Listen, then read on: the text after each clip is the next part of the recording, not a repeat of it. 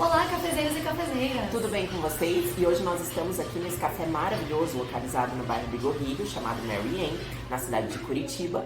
E o assunto de hoje vai ser homeostase.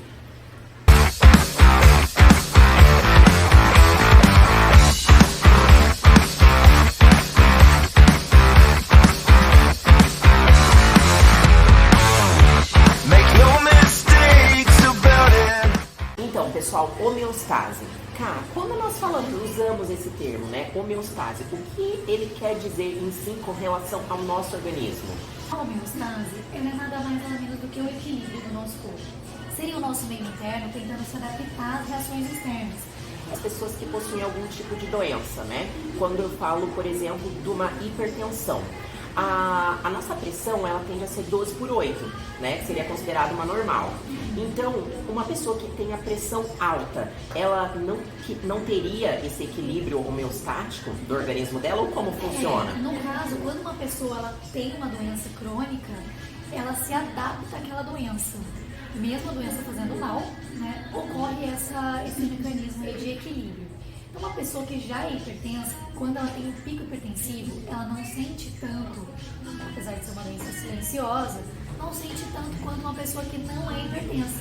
Então, quando tem um pico hipertensivo, ela acaba sentindo mais. Porque o corpo dela já está adaptado. Já está adaptado. E nós podemos fazer uso de coisas externas para tentarmos manter a nossa homeostase, como, por exemplo, os medicamentos. Os medicamentos, por exemplo, no frio, né, a gente utiliza coberta, né, para não perder calor. E uma coisa interessante, tá, que eu acho que a gente poderia falar aqui, é dos jogadores. Né, Sim, exatamente, né? Porque acontece o seguinte, quando a seleção brasileira, vamos supor, ela está adaptada a um tipo de pressão, a um tipo de altitude. Quando eles vão, vamos supor, para o Peru ou Chile, enfim, existe uma baixa de pressão. Por quê? Porque a altitude aumenta, então são inversamente proporcional. Quando você aumenta a altitude, eleva a altitude, você baixa a pressão. Por que acontece isso? Porque a disponibilidade de oxigênio do ar daquele local, ela é mais reduzida.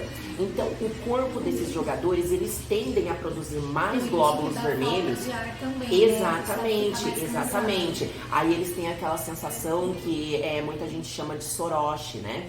Tanto que essa doença, quando nós falamos de medicina legal, ela pode ser chamada de mal das montanhas, ou doença dos monges, mal dos aviadores. Por quê? Porque são doenças relacionadas a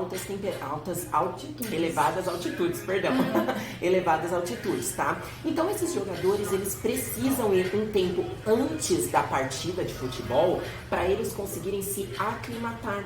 Eles passam por um período de adaptação, onde o organismo dele ele vai produzir glóbulos vermelhos o suficiente para fazer a captação de oxigênio necessário para o organismo dele. Senão, o rendimento deles cai. O rendimento de um jogador, se ele não passar por esse processo de aclimatação, não vai ser o mesmo do que ele está adaptado a jogar, que é aqui no Brasil, por exemplo.